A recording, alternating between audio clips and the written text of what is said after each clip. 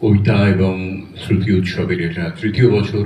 এর আগে অবশ্য আমার আসার আহ, সুযোগ হয়ে ওঠেনি, এবারই আমি প্রথম এলাম। কিন্তু এই অনুষ্ঠানটা যে অত্যন্ত সুচারুভাবে অসম্ভব আন্তরিকতার সঙ্গে সাথী আয়োজন করে থাকে সে খবর আমি পেয়েছি। কাব্যস্পন্দনের অন্য অনুষ্ঠানে কলকাতাতে গেছি এবং সত্যিই সুন্দর লেগেছে ওদের সমস্ত ব্যবস্থাপনাটাই। আজকে আর বেশি কথা নয়, আমি ছোট্ট ছোট্ট দুটো গল্প আপনাদের বলি।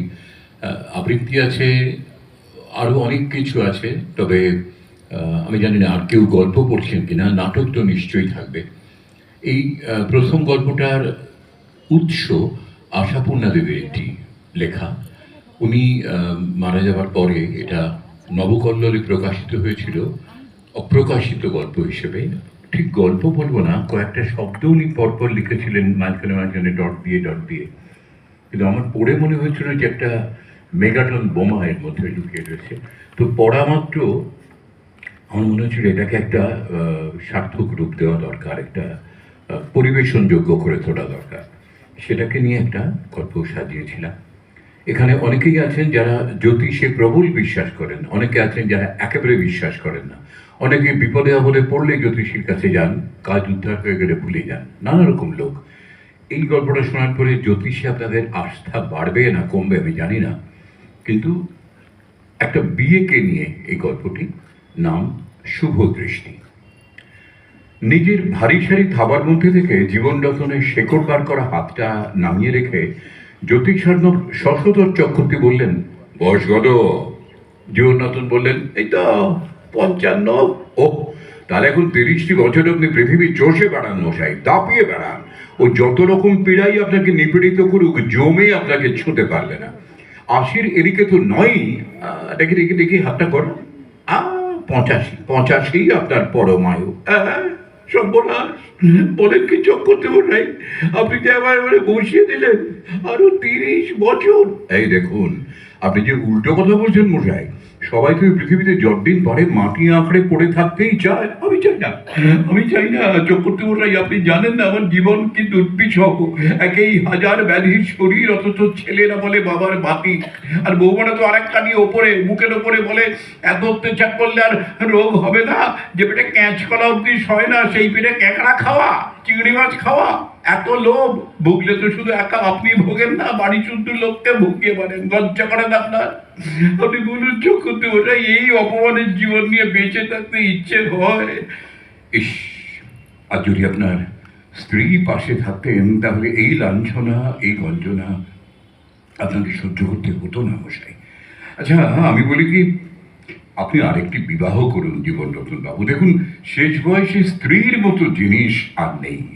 জীবনরতন হাউ হাউ করে কেঁদে ফেলেন। সে আর বলতে, বুড়ো বয়সে যার মাসে স্ত্রী নেই তার তো কিছুই নেই।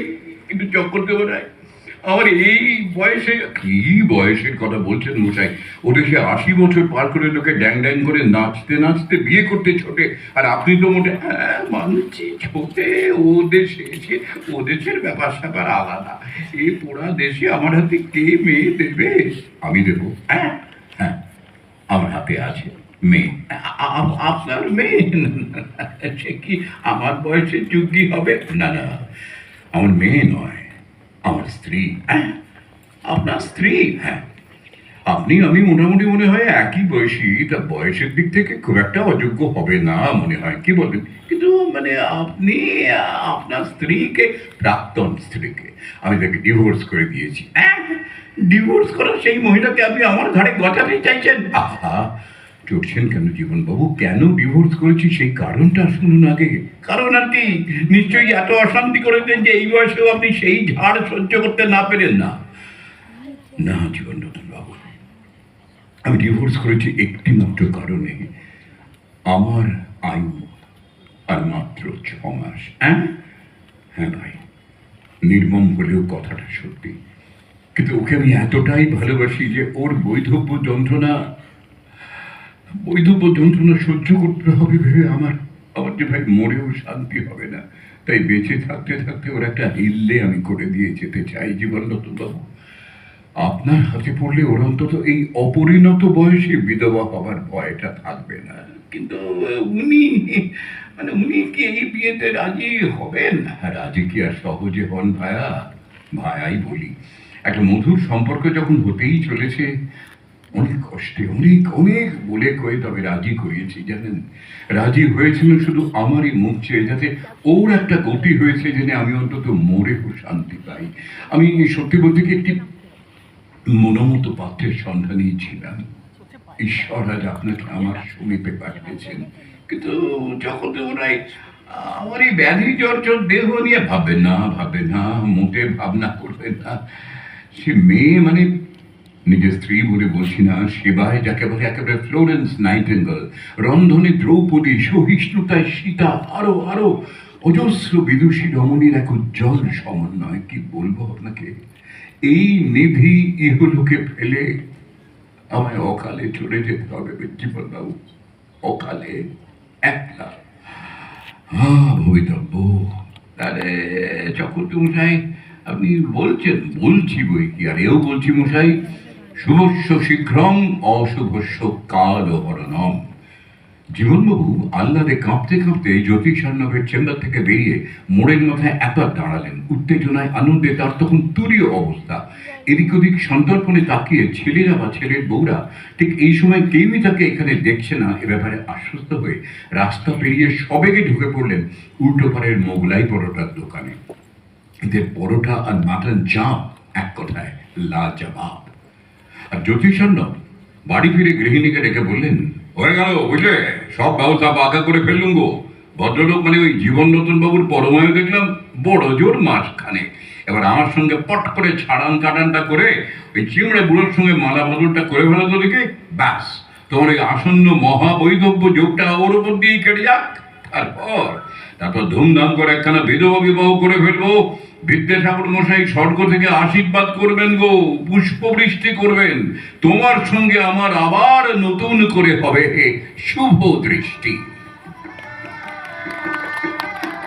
একটা ছোট্ট গল্পে কত দিক কত রকম হয়ে যেতে পারে, আর আমি জানি না এরপরে তাদের বিশ্বাস বাড়বে না কমবে। ওটা তো গেল বিয়ের প্রস্তুতি, আর এটা বিয়ের পরে ভরা সংসার, এবং সেখানে আছে একটি ছোট্ট ছেলে, তার নাম পেটো। পেটো যেদিন জন্মায় সেটা ছিল কালী পুজোর আগের দিন, ওই ভূত চতুর্দশী। আকাশে বাতাসে তখন ডেসিবেলের ঝামেলা ছিল না, দুম দাম বোমা ফাটছে।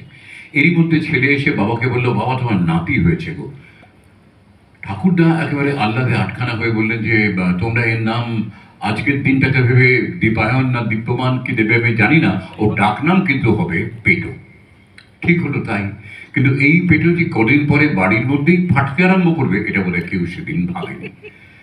বেলা 11টা পেটোর মাকে দিয়ে এই গল্পটির শুরু। আয় পেটো, ভালো হবে না বলছি। কি দস্যি ছেলে, ওই রকম লিখলিকে ডালে দড়ি বেঁধে দোল খাওয়া। পড়বি পড়বি, দড়ি শুদ্ধ ডাল ভেঙে পড়বি পেটো। 5 বছরের পেটো দোল খেতে খেতে বললো, আমি নামবো না, দুলবো দুলবো। তবে রে শোভা তর্জন গর্জন করতে করতে ছেলের দিকে ছুটলো। পেটো ততক্ষণে সেখান থেকে হাওয়া। পুচকে ছেলেটাকে নিয়ে বাড়ি শুদ্ধ লোক একেবারে বেতে ব্যস্ত। একে তো সাংঘাতিক ছটফটে, তারপর মুখে খই ফুটছে সর্বক্ষণ বিরামবিহীন। শাসন করতে গেলে মুখে মুখে পটপট করে এমন উত্তর দেবে বড়রাও চুপ করতে বাধ্য। শোভা গজগজ করতে করতে অমলকে বলল, দেখো ভালো কথা বলছি, এখন থেকে ছেলেকে শাসন করো, নইলে মানুষ তো হবেই না, আজ তো একটা অমানুষ হবে। পেটো ঠিক সময় পেছনে এসে গেছে। এ মা, তুমি জানো না অমানুষের ছেলে তো অমানুষ হবেই মা। যেমন পাখির ছেলে পাখি, ভাল্লুকের ছেলে ভাল্লুক, টিকটিকির ছেলে টিকটিকি, আরশোলার ছেলে আরশোলা। কি বকছিস কি তুই? অমর চোখ পাকিয়ে তেড়ে উঠলো। কেন? কাল ঠাম্মাজি পিমনিকে বলছিল ফোন করে, অমরটা না একেবারে অমানুষ, তোর বাবাকে স্পেশালিস্ট ডাক্তার না দেখিয়ে কম খরচের কোন ছাতার ডাক্তারকে দেখাচ্ছে, 7 জন্মের নামও শুনিনি। অমলের মা এই কথা শুনে ফুটতে ফুটতে এসে দাঁড়ালেন। না রে অমল, বিশ্বাস কর, আমি ওইভাবে কথাটা বলিনি, পেটু ঠিক মতো শোনেনি বাবা। সবার মুখটা মুহূর্তে অন্ধকার হয়ে গেল। পেটুর মুখ ফাটলো আবার। বাবার নামে গুছিয়ে নিন্দে করে এখন তুমি ডাহা মিথ্যে কথা বলছো ঠামা? চুপ! অমর টেনে এক চড় কষালো পেটোর গালে। বিচ্ছু টাকা জ্বালিয়ে পুড়িয়ে মারলে। পেটু কিন্তু এত সহজে দমবার পাত্র নয়। আঘাতের প্রথম ধাক্কাটা সামলাতেই যেটুকু সময়, মা মা যখন ডিম্বাকে বলে শাশুড়িটা 1 নম্বর মিথ্যেবাদী, ননদের কাছে ইনিয়ে বিনিয়ে খালি দুঃখ করবে, বুড়ি 80 পেরিয়ে মরতে চললো, এখনো ন্যাকামি গেল না, কই তখন তো মাকে মারো না। দরজার গোড়ায় শোভা ক্লিন বোল্ড, তবু খানিকটা কায়দা করে ম্যানেজ করার চেষ্টা করলো। ছি পেটু, এরকম এর কথা ওকে, ওর কথা তাকে কি বলতে আছে বাবা? লোকে তো তোমাকে খারাপ ছেলে বলবে। পেটু পেটু মায়ের বাউন্সার একটা ওভার বাউন্ডারি হাঁকালো। কেন মা, তুমি যে সেদিন কাকিমাকে বললে, জানিস তো মা না তোকে ঘর জ্বালানি মেয়ে ছেলে বলে, তখন কেন ঠাম্মার কথাটা কাকিমাকে বলে দিলে? শোভার বুকের মধ্যে ধাড়াস ধাড়াস করতে লাগলো, এক্ষুনি শাশুড়ির সঙ্গে লাগলো বলে।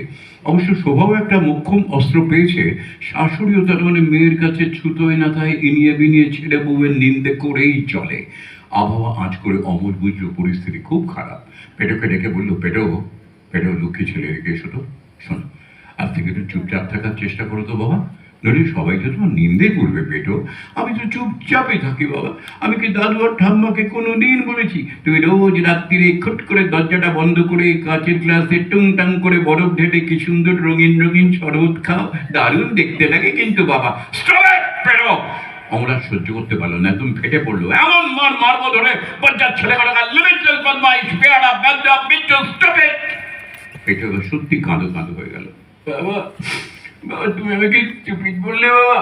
আর সেদিন রনির বাবা যেই বললো মাকে, ম্যাডাম আপনার ছেলেকে খুব দুষ্টু, সঙ্গে সঙ্গে মা বললো, না না পেটু আমার ভীষণ ভালো, পেটুর বাবাটাই কিরকম রাফ টাইপ, ওটাই আমার জীবনের একমাত্র অভিশাপ। জানো বাবা, রনির বাবা আমাকে আর মাকে রোজ গাড়ি করে স্কুল থেকে নিয়ে আসে, ব্যাগ নিয়ে আমি আর রনি পেছনে, মা কাকুর পাশে সামনে।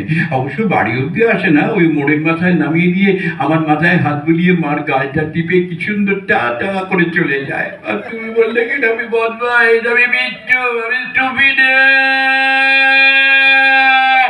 অমলের মনে হলো বিসমিল্লাহ খা, বাড়ির সামনে নবদখানায় সারাই বাজাচ্ছে, 4-5টা চতুর্গৃহ হয়ে গেছে, আজ আর সহ্য করা যাচ্ছে না। শোভা ঢোক গিলে কি এরা বলতে গেল, অমল থামিয়ে দিয়ে বললো, পেরো পেরো, আজ থেকে বাড়ির বড়রা যে যার সঙ্গে যে কথাই বলুক না কেন তুমি কারোর কোনো কথা শুনবে না।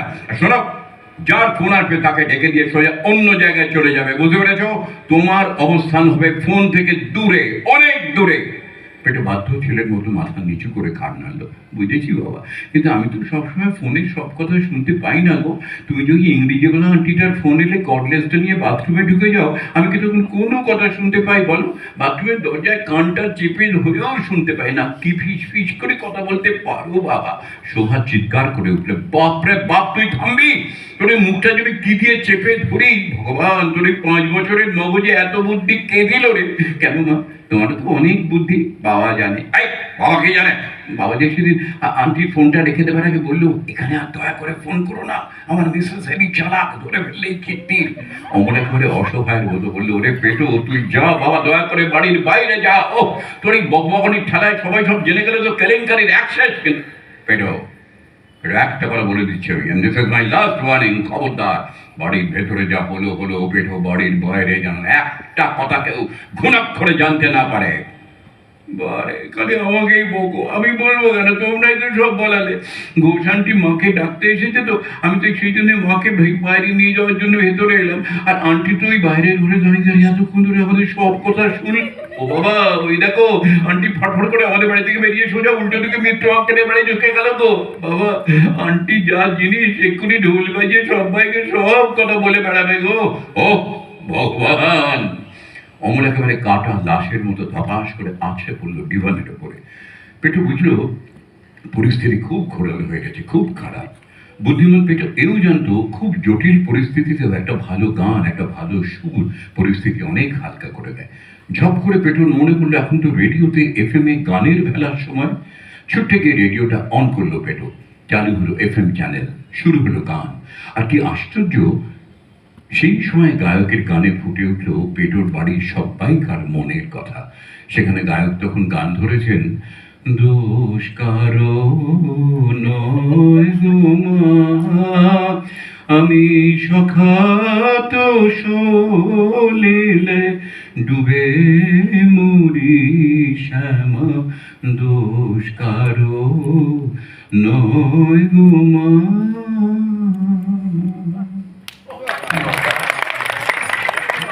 আসলে সতীনাথ গাকে আমরা শুধু শুনি না, আমরা শুনতে শুনতে শিখি।